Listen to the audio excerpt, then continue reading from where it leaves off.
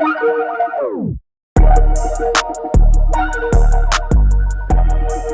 happening, peeps? We back again with another one. Appreciate y'all tuning in. Like, comment, subscribe to the channel. Tell a friend to tell a friend.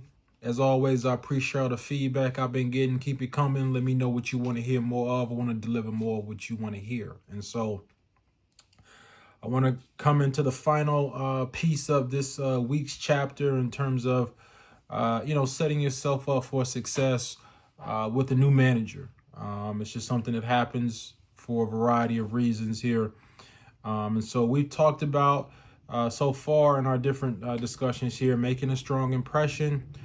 We talked about understanding the leadership styles. We've talked about establishing an effective communication or establishing effective communication. And now we're in the last piece here where we're talking about showing value and initiative, right? And really show and prove, right? And so let's dive into it. And so I've got some tips for that particular topic here, and so I'm going to get started on it.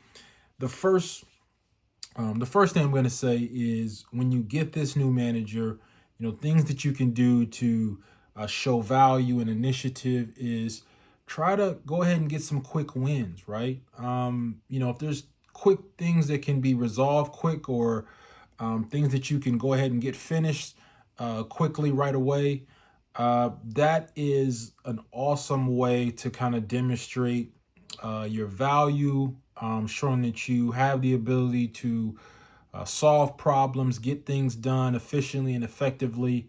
And it's always going to look good in terms of in the eyes of this new manager. They're going to say, hey, I like what you're doing. Keep that up. And they're going to build they're going to be more likely to build trust in you because you're taking an initiative and you're showing results right away.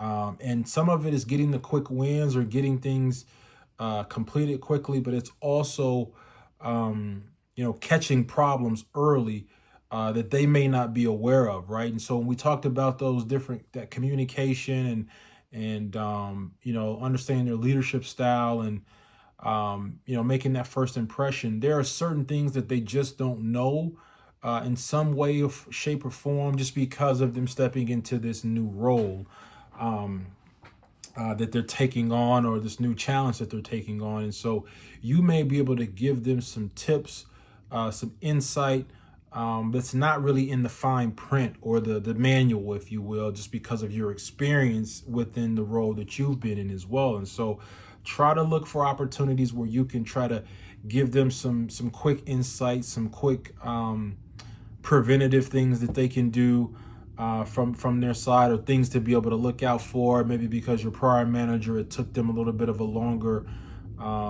time to be able to fix this or resolve this or learn how to deal with this. And so try to, show that immediate impact, get those quick wins, demonstrate your value right away, your expertise and being able to solve problems and prevent problems.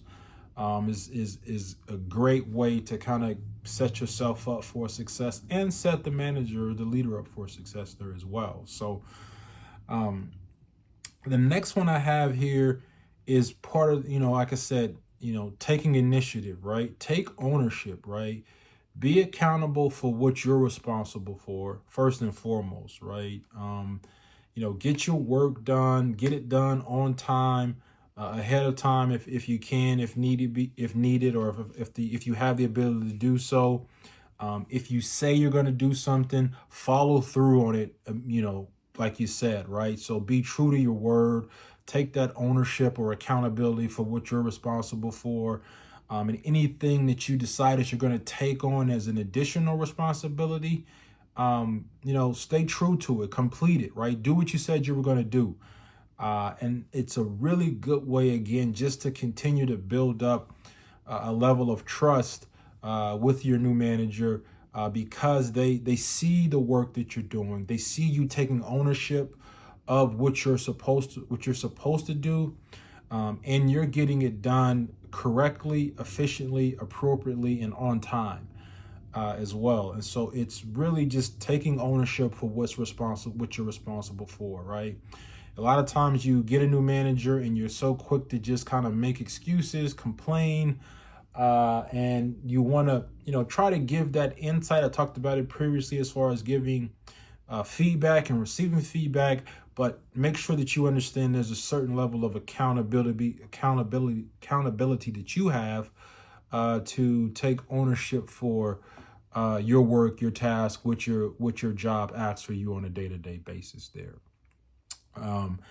And then the next one I have here is just support the team goals, right? This is kind of being a good team player, right? So you take ownership of what you need to do for yourself, but show that what you're taking responsibility for and you're doing the work aligns with what the greater goal is for the team or the organization there as well. So, don't try to go off sidetrack and do things to try to make the organization or the team look bad, right?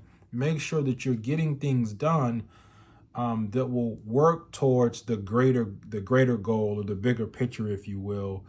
And some of that is just you taking ownership of what you need to get done. But that's also being a good teammate or a good colleague or peer.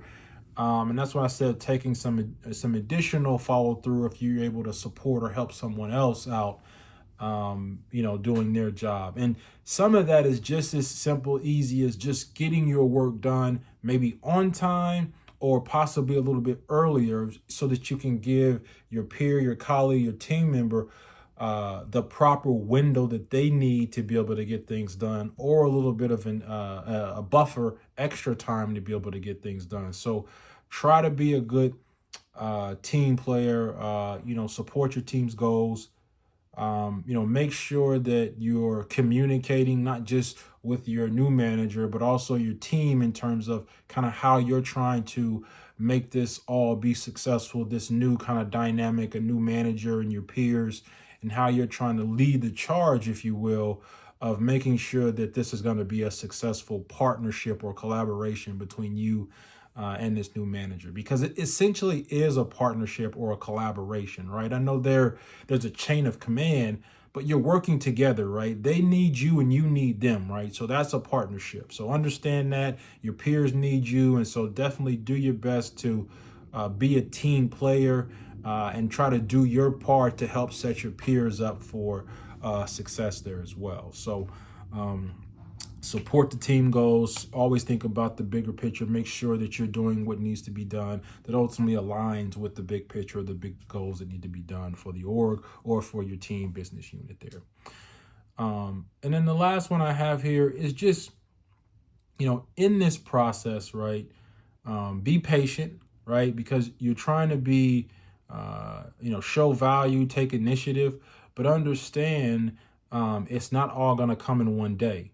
And so give yourself, give your manager, give your team, your peers, some grace, some time to adjust to this new leadership style, leadership dynamic, expectations, so that you are that you feel that you're feeling like you're working together in this process, right? I talked about partnership. And so this really is a partnership. And so for it to really work, I would love to say it's going to happen right away. Everything's going to sync up and it's going to work out perfectly. But you need to be able to give yourself, your manager, and your leaders some grace to understand that it is an adjustment period. Even if it's a good adjustment, there's some type of adjustment period that's going to take place there.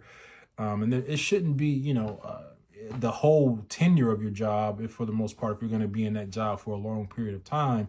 But there is going to be an adjustment period sometimes within the first few months, 3 to 6 months or so, where things are going to be kind of moving around and understanding that dynamic and also being flexible, right? Understanding that this is kind of what we're going to start out with in terms of this leadership style and how we're working together. But that's going to change a little bit over the coming months as they get more familiar with you, their role, the expectations that their boss has for them, and their expectations that they have for themselves as well as their organization, and hearing that feedback from their team in terms of what are they seeing, and how they can take that information in and implement something that can be of value to you going forward. So you want to stay patient and flexible, be able to be adaptive to the dynamic of this new leader as well. So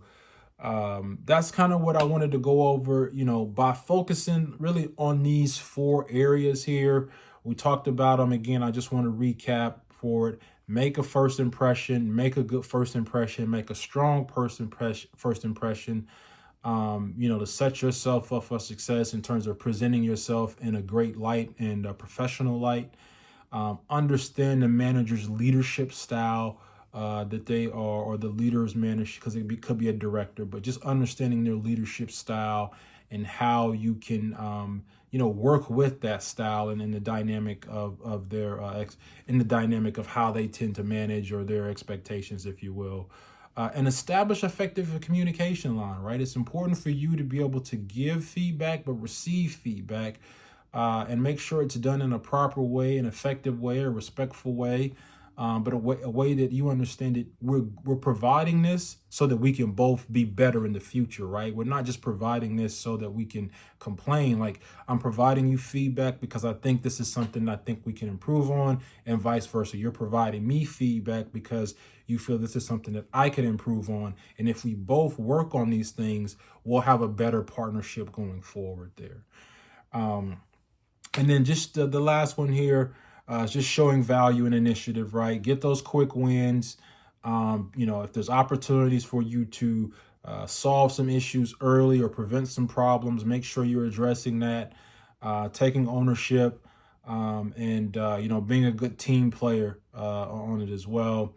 And, even within that, right, don't rush, right? Move correctly, move right. Don't try to move in a hurry, right? So understand that you need to still be patient in this process, and flexible in this process. And so if you focus on these 4 areas, I really do feel that you will set yourself up for a smooth transition, and a strong working relationship with the new manager that you're going to be working under there as well. And so, that's kind of the final piece here in terms of this weekly topic that I was, covering for you all this week. Let me know in the comments. Again, did I miss anything in this particular video that you thought would have been important in terms of showing value and initiative? And just as we think about the full week here, let me know in terms of in the content, did I miss anything that you feel that should be, added into this discussion when you're dealing with the new manager there as well. And so, as always, I appreciate you all tuning in for today's episode. I hope you found some value in it. And keep it coming. Let me know the feedback. Let me know what you want to hear me talk about. I've got some more content I'm going to be delivering to you all, but let me know if there's some topics that you've heard me talk about and you want me to go in a little bit further in detail on, or there's other topics that you'd love me to discuss in future videos there as well. And so, as always, I appreciate you all tuning in. And if I'm lit and you lit, then we lit. So stay lit. I'm out.